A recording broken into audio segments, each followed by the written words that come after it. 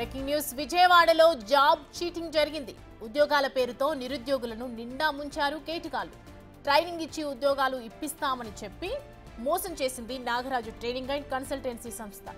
ఒక్కొక్కరి నుంచి 2 లక్షల రూపాయలు వసూలు చేసి బోర్డు తిప్పేశారు నిర్వాహకులు. పోలీసులకు ఫిర్యాదు చేసినా న్యాయం జరగలేదని అంటున్నారు బాధితులు. రాష్ట్ర వ్యాప్తంగా వందలాది మంది నాగరాజు ట్రైనింగ్ అండ్ కన్సల్టెన్సీ సంస్థ చేతిలో మోసపోయారని అంటున్నారు. కేసు నమోదు చేసి నెల రోజులు అవుతున్నా ఇప్పటి వరకు అరెస్టు చేయలేదని ఆరోపిస్తున్నారు. తమకు న్యాయం చేయాలని విజయవాడ పోలీస్ కమిషనర్ను కోరుతున్నారు బాధితులు.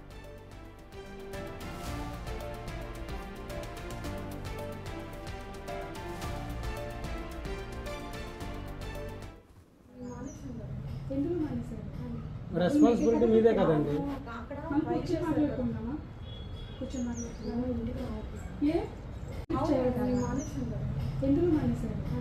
రెస్పాన్సిబిలిటీ మీదే కదండి.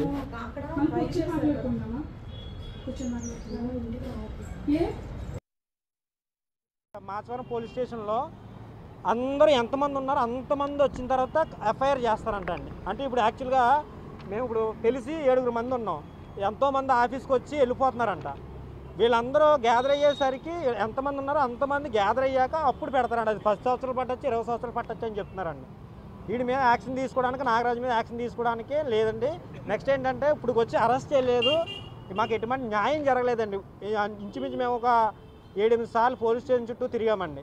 మేము ఇప్పుడు డైరెక్ట్ మేము జాబ్ కొనుక్కుంటే అది మా తప్పు అవుద్దండి. మాకు ట్రైనింగ్ ఇచ్చి సర్టిఫికేట్ ఇచ్చి జాబ్ 100% జాబ్ ఎక్స్పీరియన్స్ అని చెప్పారండి.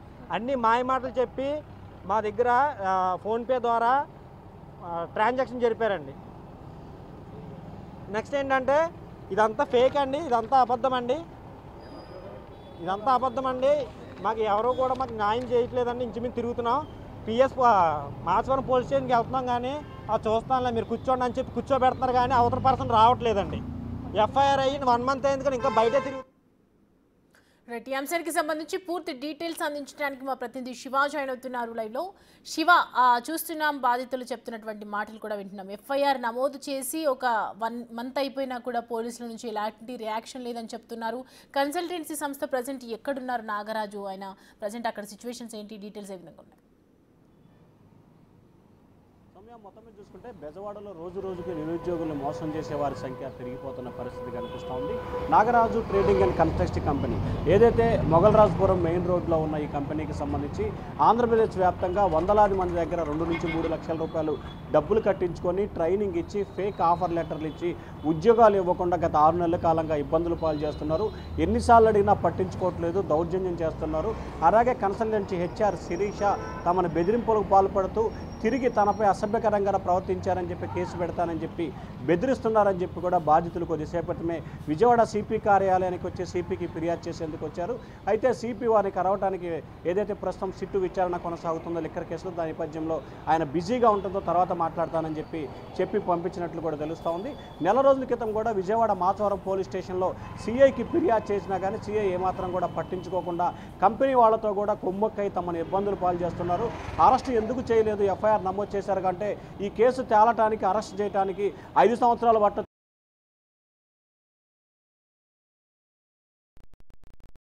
ఏమాత్రం కూడా బాధ్యతయుతంగా వ్యవహరించకుండా తమనే ఇబ్బందులు పాలు చేసి తమపై బెదిరింపులు పాల్పడే విధంగా వ్యవహరిస్తున్నారని చెప్పి కూడా బాధితులు ఆరోపిస్తున్నారు. సో సిఐ నిర్లక్ష్యంగా సమాధానం చెప్పడం, ఈ కేసు విచారణ చేసి అరెస్ట్ చేయడానికి సంవత్సరాల తరబడి సమయం పడుతుందని చెప్తున్న నేపథ్యంలో కూడా తమకు న్యాయం చేయాలని చెప్పి బాధితులు కొద్దిసేపు సిపి కార్యాలయం చేరారు. సిపి త్వరలోనే వారిని పిలిచి మాట్లాడి న్యాయం చేస్తానని చెప్పినట్లు కూడా తెలుస్తోంది. కానీ బాధితులు మాత్రం రాష్ట్ర వ్యాప్తంగా వేల మంది సభ్యులు 2 నుంచి 3 లక్షల రూపాయలు చెల్లించి మోసపోయాము, తమకి నకిలీ ఆఫర్ లెటర్లు, నకిలీ జాబ్ కార్డులు ఇచ్చి ఇబ్బందులు పాలు చేశారు, తమకు న్యాయం చేయాలని చెప్పి కూడా వారైతే కోరుతున్న పరిస్థితి కనిపిస్తూ ఉంది. అయితే నాగరాజు కన్స్ట్రక్షన్ కంపెనీకి సంబంధించి కూడా బోర్డు తిప్పేసి పరారైనట్టు తెలుస్తూ ఉంది. అలాగే కంపెనీ యాజమాన్యానికి అలాగే హెచ్ఆర్కి సంబంధించి ప్రత్యేక బృందాలకు ఏర్పడి గాలింపు చర్యలు చేపట్టి వారిని అరెస్ట్ చేసి తమకు న్యాయం చేయాలని చెప్పి బాధితులైతే డిమాండ్ చేస్తూ ఉన్నారు. మరి మాచవరం పోలీసులు మాత్రం నెల రోజుల కాలంగా గతంలో ఫిర్యాదు చేసినప్పటికీ ఎఫ్ఐఆర్ చేయడానికి 2 నెలల సమయం తీసుకున్నారు. ఆ తర్వాత ఎఫ్ఐఆర్ నమోదు చేసి నెల రోజులు గడుస్తున్నా కానీ అరెస్ట్ చేయకుండా జాప్యం చేస్తున్నారని చెప్పి బాధితులైతే వాపోతున్నారు. ఇప్పటికైనా సరే పోలీసులు తమకు న్యాయం చేయాలని చెప్పి బాధితులైతే కన్నీరు మున్నీరుగా వెలిపిస్తూ ఉన్నారు. సౌమ్య. అయితే శివ ఇప్పటి వరకు ఎంతమంది జాబ్ ట్రైనింగ్ పేరిట అక్కడికి రావటం మోసం చేయటం ఇదివరకు ఎవరైనా ఇలా కంప్లైంట్ చేయటం ఈ కన్సల్టెన్సీ సంస్థ మీద జరిగిందా?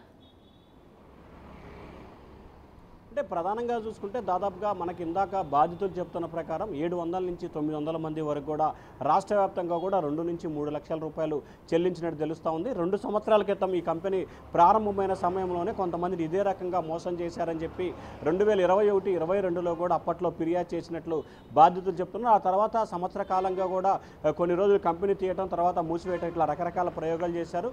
మళ్ళీ 8 నెలల కాలం నుంచి కూడా కంపెనీ రెగ్యులర్గా చేస్తూ ఒకరికి ఉద్యోగాలు ఇస్తూ 100 మందిని మోసం చేస్తూ ఇబ్బందులు పాలు చేస్తున్నారని చెప్పి కూడా బాధితులు చెప్తా ఉన్నారు. గత 3 నెలల కాలంగా తమకు న్యాయం చేయాలని చెప్పి ఇటు పోలీసుల్ని, వారిని, స్థానికుల్ని ఎన్ని రకాలుగా వేడుకున్నా తమకు న్యాయం చేయట్లేదు. ఇక తమకు న్యాయం చేయకపోతే వేరే గత్యంతరం లేదు, పోలీసులే తమకు న్యాయం చేయాలని చెప్పి బాధితులు అయితే కోరుతా ఉన్నారు. అయితే విజయవాడ పోలీసులు ఏదైతే మాచవరం పోలీసులు వ్యవహరిస్తున్న తీరుపై మాత్రం వారు తీవ్రస్థాయిలో అసంతృప్తి, ఆగ్రహం వ్యక్తం చేస్తూ ఉన్నారు.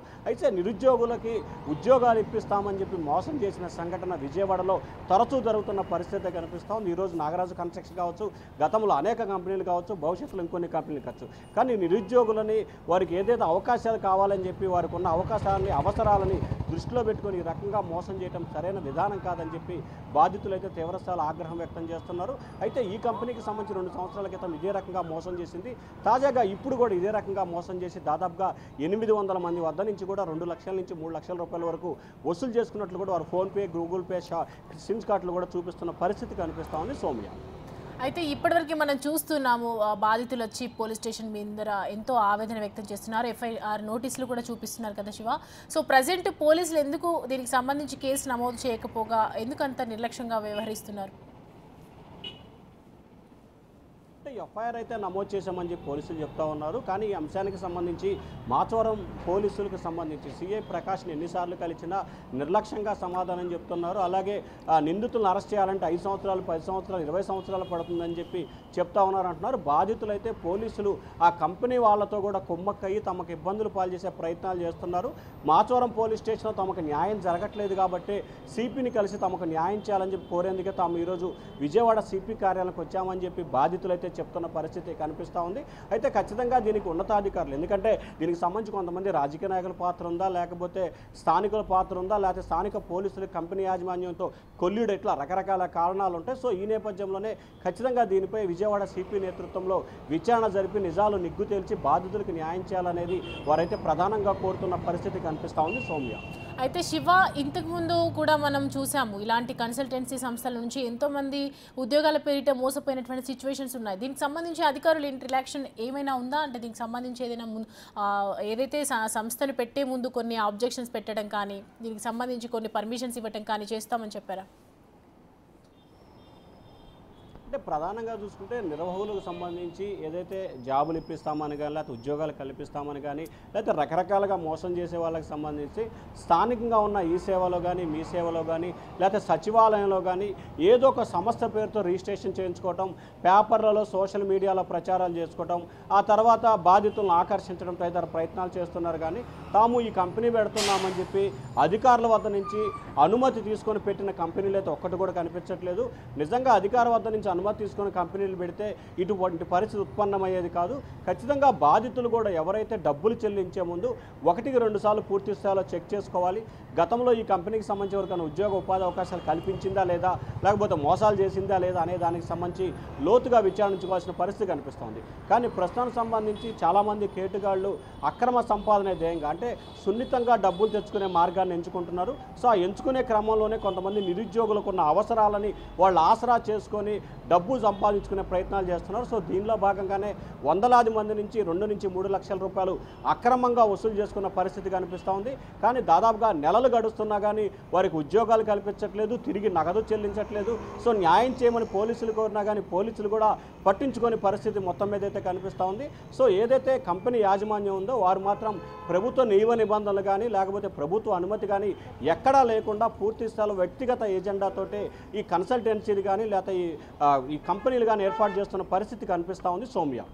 అయితే శివ ఓవరాల్గా ఇప్పుడు ఎవరైతే ఈ బాధితులు ఉన్నారో వాళ్ళు ఏం చెప్తున్నారు? ఒకవైపు పోలీసులు అయితే న్యాయం చేయట్లేదు, న్యాయం కోసం పోరాటం చేసినా కూడా ప్రజెంట్ ఇలాంటి స్పందన అయితే లభించట్లేదు ఉన్నటువంటి నేపథ్యంలో బాధితులు ఎవరైతే ఉన్నారో వాళ్ళకి సంబంధించి అంటే వాళ్ళు ఇప్పటివరకు ఏదైతే మనం చెల్లించినటువంటి డబ్బులు ఆన్లైన్ పేమెంట్ ద్వారానో ఏదో ఒక రకంగా బిల్ అయితే పంపించారు కాబట్టి సో దానికి సంబంధించిన డబ్బులు అయితే రిటర్న్ కావాలి కదా. ప్రజెంట్ ఇప్పుడు వాళ్ళు ముందున్న ఆప్షన్ ఏంటి? అంటే ప్రధానంగా తాము ఇచ్చిన డబ్బులు కూడా తమ తల్లిదండ్రులు అప్పో సొప్పో చేసి అధిక వడ్డీలకి డబ్బులు తీసుకొచ్చి కొంతమంది ఇళ్ళు పొలాలు అమ్ముకొని తాకట్టు పెట్టుకొని డబ్బులు తీసుకొచ్చాము, తాముకు ఉద్యోగం వస్తే తాము సంపాదించి తల్లిదండ్రుల్ని భార్యా పిల్లల్ని పోషించుకుంటామనే ఉద్దేశంతో అప్పులు చేసి మరి వాళ్ళకి డబ్బులు కట్టాము, తమకు ఉద్యోగం ఇప్పించేందుకు ఇటు ప్రభుత్వము ఇటు పోలీసులు చొరవ తీసుకోవాలనేది ప్రధానంగా వారు కోరుతున్న పరిస్థితి కనిపిస్తూ ఉంది.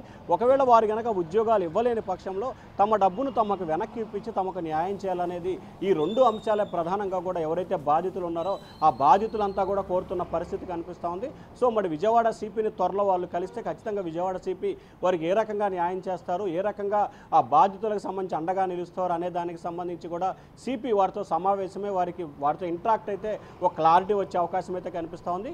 కానీ ఇప్పటివరకు మాచవరం పోలీసులు వ్యవహరించిన తీరు పట్ల మాత్రం వారైతే చాలా తీవ్ర నిరాశ, అసంతృప్తి, ఆగ్రహాన్ని అయితే వ్యక్తం చేస్తున్న పరిస్థితి కనిపిస్తూ ఉంది. Soumya. Right Shiva, thanks for the updates.